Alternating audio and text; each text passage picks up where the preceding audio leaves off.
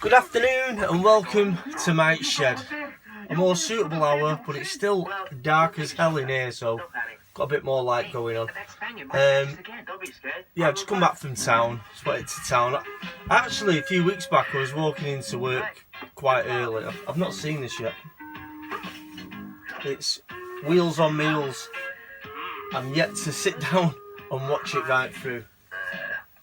I think they shot it in Italy with some really bad Italian accents going on. Yeah, so I nipped into town because I was in town walking to work a few weeks back, and I was going to Market Street, and then remembered, well, I actually saw a shop that used to be Piccadilly Records, or next door to where Piccadilly Records used to be, called FOP. I know they're up and down the country. And the one thing that struck me was the t-shirts in the windows, actually. Wow, really nice big designs on them. And I thought I must make a point of going in there. So today I got up and there was something else I had to do today. I did a bit of running around and headed into town. Oh, took my lad to the barbers in town. And went on my way, went rummaging round, went beeline straight for FOP. Went really good to get in there, actually. Some great for vinyl. I've not been in since they first opened. They might have been called Zavvi for a bit, I can't remember now. But yeah, really top shop.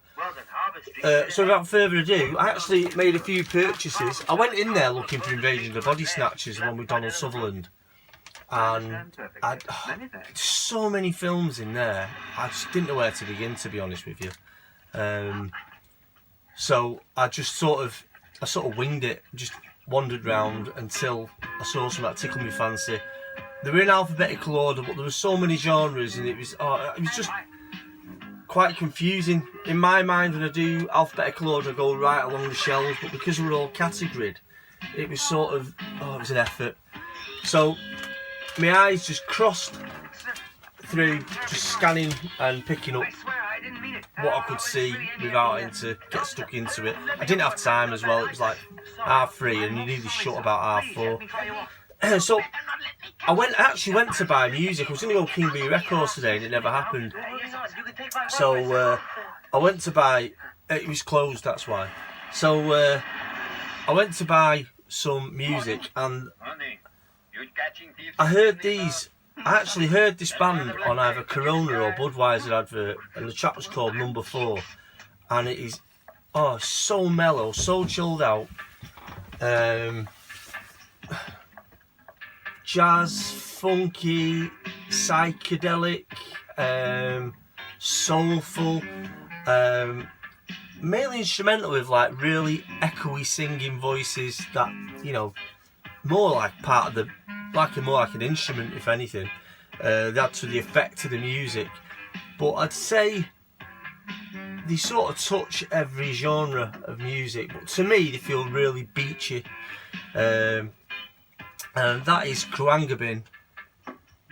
And this album is Con Todo El Mundo. And it's absolutely brilliant. I like every single track. And it's hard to actually get your hands on an album nowadays where you like every single track. But this instance, yeah, brilliant. And while I was there, the guy, you know, talking about upselling, because I couldn't find it, I asked the guy where it was, and he said, yeah, I'll take you down. Took us down. I got into a bit of a, you know, intellectual talk about music and film. And he took me downstairs and he showed me where it was, and then went, but remember there's others here as well. So I flipped through and there was another album I wanted. I actually know this one's called now. I kept you employed though. I don't know if Nighttime Stories is the name of the album or the actual brand that produced it. But I've got this other one, the other Kruangabin album. I think there's about 3 or 4 there from what I could see. And this one is brilliant as well. I think this is the latest. I think this might be the latest one. I'm not too sure. I haven't got a clue. But I've been after them for a while. And I've been being a skinflint going on Music Magpie. Oh, has it come down? Is it It's like, no, it's sticking at the same price. Stop being a dick. Get to the shop and buy it. You know, stop buying everything online. And I'm really happy with it. I'm going to get them blasting on here on the Old Faithful. But yeah, really nice albums. Really nice music. That's Cruanga Bin. I'll show you a bit of a close up. And watching them live, quite interesting as well. Let's say she plays a mean bass, okay? And this is the other album. And if you just like really chilled out music, a bit funky, this is the band. Instrumental as well, there's no mixing or anything like that. It's just drummer, 2 guitarists, bit of vocal. Okay, so I wouldn't say typical me. I get into town, I know what I want the night before when I'm looking on eBay and all the other things, and then I get into town and then I have a fucking blank out and I'm stood in the shop panning going, oh, what did I want to get? I just, for love nor money, I could not remember what I wanted to buy. So like I said, I just scanned through all the films and music, and one film did stick out, and it wasn't that expensive actually, it was £6. I was a bit pissed off because my nephew, when it was advertised, my nephew rang us up or texted me a couple of days later and went, it's a load of shit. I was like, no, fucking hell. But I'm going to give it a go. There's a thing going on, it might be just me, I'll show you in a sec, I'll bring it up in a second, but it's to do with, there's a lot of films being re-released. An Arrow Video, you've probably heard of him. I think they're an English company because I met them at a HorrorCon, and I think it was the guys who run it were actually doing the stall. And basically, they must be buying rights or licenses to reissue like 70s, 60s, Lucio Fulci horrors, Dario Argento, band movies, just like classics. And what they're doing is, what's selling it for me is, it's the artwork. The artwork is phenomenal on the boxes. It's just like, you know, I was picking up films I had no interest in, I've already seen them, and I was considering buying them purely for the box art. You've got a really clever sales method as well. It's two for £13. And the thing is, you see about 5 or 6 films you like, you know, you're 60 quid in.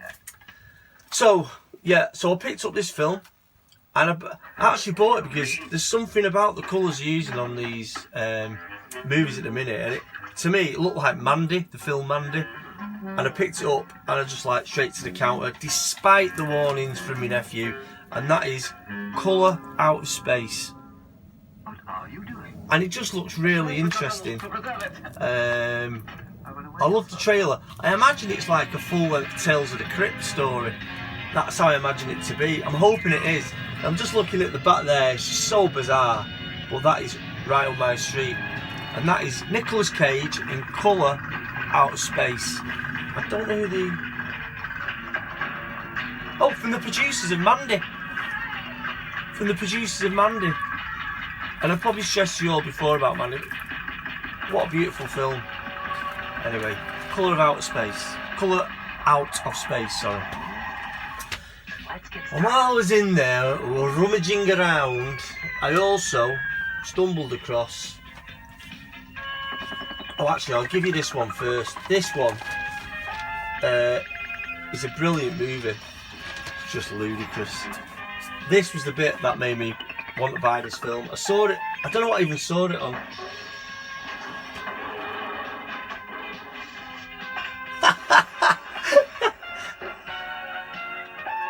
Why?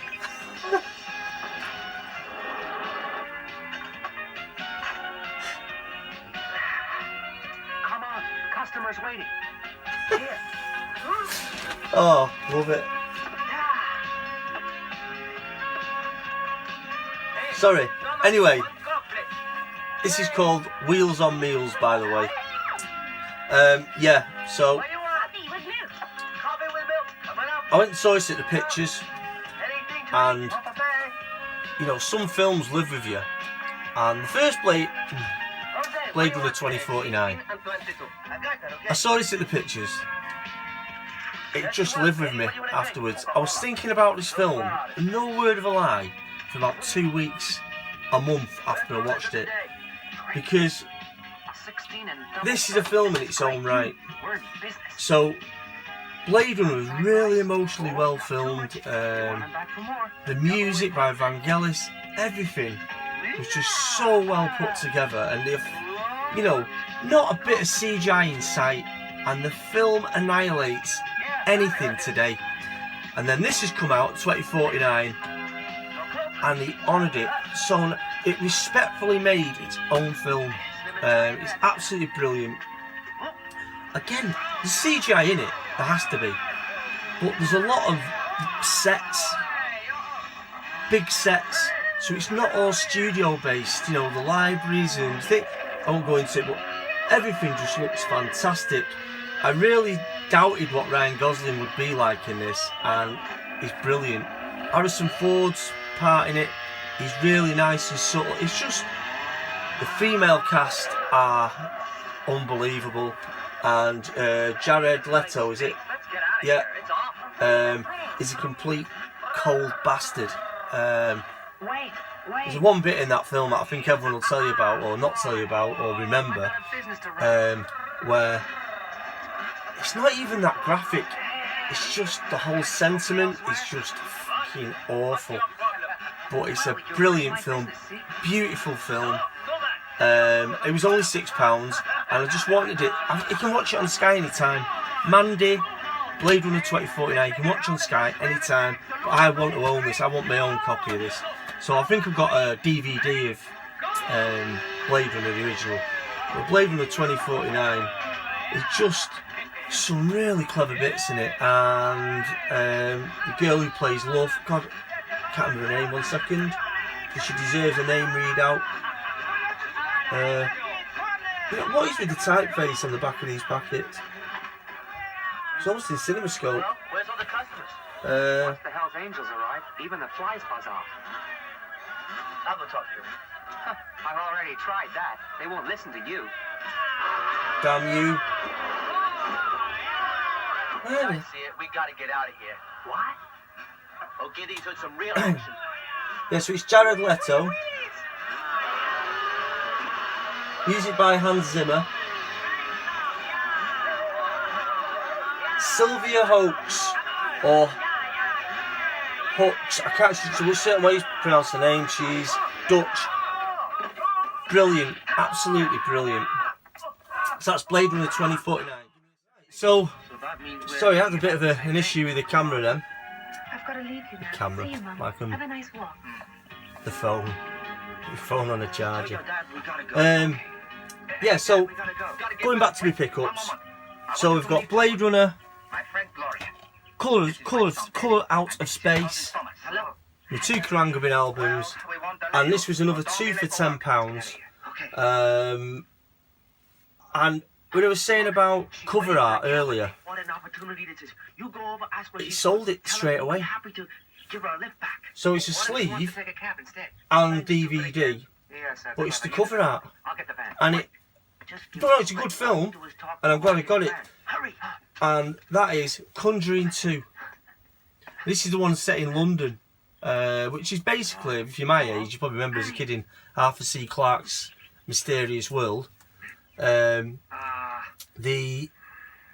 Elton, is it the Elton area of London? The Elton Haunting. I probably got that wrong. And basically, it's the team from Conjuring go and investigate the kids in London, basically on the back of the true to life haunting of I can't remember the bloody road. Blah blah blah blah blah blah. Enfield, not Elton. Enfield, the Enfield haunting. Which around that time this came out, there was a series on with Timothy Spall as well, which was quite good. But this absolutely scared the shit out of me, and I literally, admittedly, screamed. But I screamed because it was a jump scare. I didn't scream because it was an atmosphere scare and a jump scare, and I had to watch the rest of it after that. But it's really good. It's a really good horror. Look at that cover. I love this sort of thing. And inside, it's the actual picture of the but it's really good. It's a really good film. There's not many good horrors out there, I'll be honest with you. There's a lot of slasher movies which are slasher movies. I don't class them as horrors. It's just fun. It's just a romp. It's not like, you know, I'm going to lose sleep over it. These sort of things like this had me like, okay, not wanting to look at the chair in the front room while I'm sat in there on my own. That's the type of horror that is. It's really good. A lot of jump scare in it, but it's a really good film. And I'd say another a really good horror. They're all sort of running on the back of The Exorcist, but possession is possession, isn't it? You can't not accidentally hit anything that looks like an Exorcist movie nowadays, because it was so ahead of its time. But a really good film is The Haunting of Emily Rose. Yeah, Emily Rose. And it's really good. It's really sad as well, but it's like, I think it's based on a true, or it is a true story. But you've probably all seen it. But if you haven't, that is one to see. Some really weird bits in that, but it's a brilliant horror. Brilliant. So that's Conjuring 2. So that was £6. If it had bought it on its own, it was 2 for £10. So when you get a 2 for £10 offer, what do? Well, you head straight over to some real shite. And that is Dracula AD 1972. And I've not seen this probably since 1978. It's really good, you know, like, AD 70, like, it's the future. But it's brilliant. Christopher Lee, Peter Cushing's in this as well, yeah. And it's just what do you expect from Chris Lee and Peter Cushing? It's, you know, it's the same film over and over again, just in a different room. But there's such fun, brilliant, corny, highbrow. It's just ace. I'm not sure the plot. What's the plot on this one now? I can't remember what it was. This is when they get on a plane. London's become a small town for a handful of jaded, psychedelic aero hipsters. So you don't have a winner straight away from that. Or psychedelic era hipsters. But Johnny Alucard, which is the, you know, the vampire family name, you know, if you play like Castlevania and stuff like, is it Castlevania? Alucard. Do you know what I mean? But yeah, Dracula 1972. Again, cover art. This is the game I'm in. I'm gonna not movies, print, but a nice gloss laminate there on a matte laminate background, and it pops and it works. Let that be. And you know, if you're getting any printing done, make sure you make it pop. Okay? But look at this. Here's the original cinematic. I'm thinking this is the poster, but look at that. How ace is that? How ace is that? You know, so not only are you getting a really nice sleeve, you're getting the actual original artwork on the cover there. Maybe that guy lost his wallet elsewhere. You know, people shouldn't be condemned on hearsay. So I'm really happy with them. I don't know that, but I wasn't talking to you. Yeah, I've not seen this in. Yeah, it's a good one. Stephanie Beacham. Bet I know what brought that on. Yeah. Anyway, so yeah, the count is back with an eye for London's hot pants and a taste for everything. Honestly. So yeah, that's Dracula 1972. So just a bit through that. I actually started watching the Mandalorian the other night. It's actually quite good. Didn't think it would be, but it's actually no, I didn't think it would be. I think we've all got to get over what Star Wars was and what Star Wars is now. And again, a bit like Blade Runner 2049, they've took it in its own direction, and it's worked really well. It's actually quite exciting. It's a series. It's not a film, and it's pretty good. It's pretty good. I'm really enjoying it. The cute Yoda thing, I won't get my head. I was like, oh, what is this? But no, it works really well, actually. It works really well. I can't really tell you too much about it, but the one thing that does jar me a little bit, and I might get used to it, it's the music. It's, I don't know, it's so un-Star Wars, it is quite hard to comprehend, but the whole situation, like, the Stormtroopers are just, it's quite violent, like, nasty bastards, just all the uniforms knackered, and I don't know, it's just a really interesting series. So I've watched 3, I'm going to watch another one tonight, or probably another 2. They're so short, they're like, it's so easy to watch. I've got to get into Cobra Kai, you know, the kids are watching it, I know I need to get into that. And I did, me and Michelle's got Disney now on a phone, so we're watching it through their Mandalorian, and it's really good. What I don't understand is, Mandalorian has everything the film doesn't. Now, perhaps is it something Favreau who does it, so perhaps you need to get him on the movies, because I think the whole J.J. Abrams thing was such a letdown. You know, special effects wise, it was brilliant. Cast, he had such an exciting cast for The Force Awakens and stuff like that. You had John Boyega, which was, I thought, what a great actor to throw into the Star Wars films. And I thought, it's going to really work. And then the stories, they're so lame. It really needs to be on the level of Mandalorian, with like probably a bit more violence in it, like Rogue One. Violence at everything, but because most of the people that probably remember Star Wars know that going more X-rated, for what a better word is, the only way to go. Because we're all grown up, and we've all thought, like, what I'd like to see a real Jedi fight. And then you had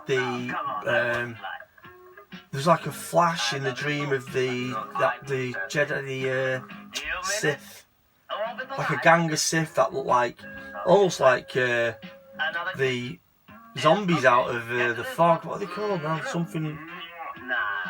Oh, it's gone. But it looked like a real great concept, and you do nothing with it because it really goes back to it all becomes really Disney. But I really enjoyed. Even though they're not 8, I still enjoy all the other 3 films. I thought Force Awakens, kind of nice, actually quite a good film.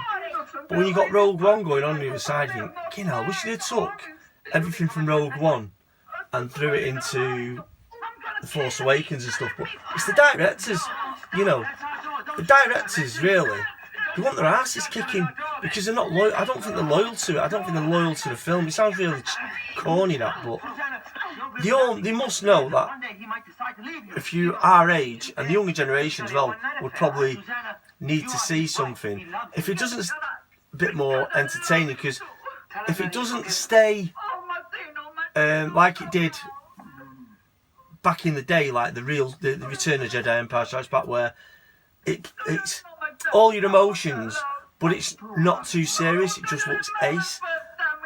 It's just not been achieved with the other movies. I think they tried to get, I mean, you know, what do you call it? I don't want to go about Phantom Menace, and Attack of the Clones was like a fucking cartoon. It's got some really good bits, but it's like a cartoon. It's just CGI to death. You know, Phantom Menace was just bobbins. Not because of Jar Jar Binks. It was just bobbins. The fact it was robots, because it was so safe. You know, we don't see Stormtroopers getting blasted and falling over the place. Then J.J. Abrams takes it, and the Stormtroopers getting flipped in the air, and it's just too many different. It's telling too many different stories. And I think you had to leave it as it was, where it was totally tongue-in-cheek, fun, action, 3 parts of the film, bang, bang, bang, it was done, where's the next one coming out? And I think it either had to stay like that, or go 18, 15, 18, get some violence in there, give everyone what they want. Everyone wants, you know, I'm not going to have it, no one wants to see a real violent, fast action, you know, you can get Jackie Chan doing some of the choreography or whatever, lightsaber fight. I think that's what we all wanted. I think The Mandalorian's going down there, a bit more down them lines like Rogue One. So it's worth a watch. That's what I'm trying to say. Oh my god, I can go off on a tangent. But yeah, So thanks for joining me, guys, and hopefully see you at the next Mike's Shed. And I'm going to say this, and like and subscribe, you know, like and subscribe.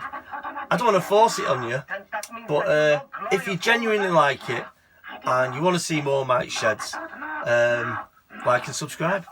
Thanks very much, guys. Thanks for joining me. See you later. Take care.